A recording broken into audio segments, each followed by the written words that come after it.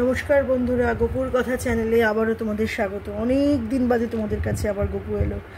গোপু গা ধুয়ে এসছে, কারণ এখন তো ভীষণ গরম পড়েছে না, ওই জন্য একটুখানি গোপুকে গাটা আগে ধোয়ালাম।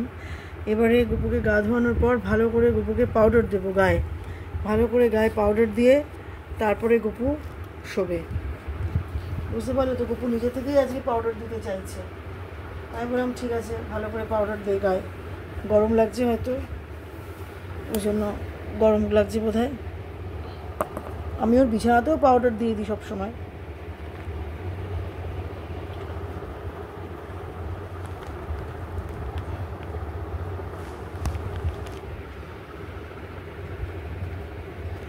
আসলে এক হাতে মোবাইলটা তো, এক হাতে তোমাদের দেখাতে পাচ্ছি না। পাউডারটা দিলে ওর একটু আরাম লাগে, বুঝলে তো, সেই জন্য পাউডারটা দিয়ে তারপরে একটা পাতলা জামা আছে ওর, সেই জামাটাকে পরাবো এবার। সবসময় বাচ্চার যাতে গরম না লাগে সেটা খেয়াল রাখতে হবে।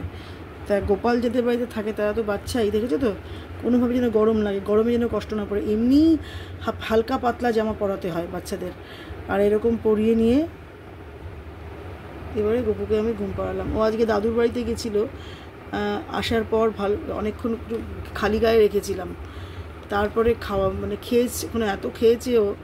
তারপরে এসে জল দিলাম, এক গ্লাস জল খাওয়া আগে ভালো করে, তারপর এবার শোয়ালাম। বিছনা রেডি করলাম গোপুর, এই যে দেখো গোপুর বিছনা রেডি করলাম, তারপরে গোপুকে শোয়ালাম। এভাবে তোমাদের গোপালকেও শোয়াও তো? ঘুমা বাবা, ঘুমা শোনা, ঘুমা শোনা শোনা শোনা শোনা, ঘুমা।